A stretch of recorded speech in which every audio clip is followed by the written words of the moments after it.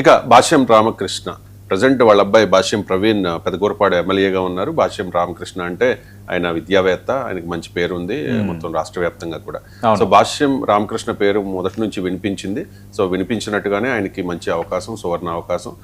నిజంగా పెద్దల సభకు అంటే పెద్దరికం ఉండాలి అంటారు కదా, ఈ లిస్ట్ లో చూస్తే పెద్దరికం ఉన్న ముఖ్యమైన నేతగా మనకి భాష్యం రామకృష్ణ కనిపిస్తారు. మిగిలిన వాళ్ళకి లేదా అంటే కాదు, ఫస్ట్ భాష్యం రామకృష్ణ పెద్ద వ్యక్తి, చాలా మంచి హుందాగా ఉండే వ్యక్తి, ఎప్పుడు కూడా అంటే ఆచితూచి మాట్లాడతారు, చాలా పద్ధతిగా గౌరవంగా ఉంటూ ఉంటారు. సో భాష్యం రామకృష్ణ గారికి కలిసి వచ్చిన ఏం లేదు, భాష్యం రామకృష్ణ కలిసి వచ్చిన అంశాలు ఏమీ లేవండి. పార్టీకి లాయల్ గా ఉండటం అనేది ఒకటి. రెండు, పార్టీ పరంగా నేను చెప్పాను, ఆయన కేవలం బాధ్యత తీసుకోవడమే కాకుండా పార్టీ పరంగా కొన్ని నియోజకవర్గాల బాధ్యతలు కూడా తీసుకున్నారు. కొంత పార్టీ కార్యక్రమాలు కానీ ఎన్నికల్లో కానీ కొన్ని ఆర్థిక పరమైన అంశాల నేపథ్యంలో కూడా పార్టీకి ఆయన అండగా నిలిచారు.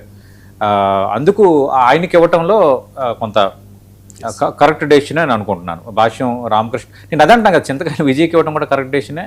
భాష్యం రామకృష్ణకి, సానా సతీష్ మొత్తం అది తెలుగుదేశం పార్టీ ప్రెరోగేటివ్. ఆ ముగ్గురు కూడా తెలుగుదేశం పార్టీకి కమిటెడ్ నేతలు, అన్ని రకాలుగా ఉపయోగపడే నేతలు, భవిష్యత్ అవసరాల దృష్ట్యా పార్టీ బలోపేతానికి కూడా ఉపయోగపడే నేతలు.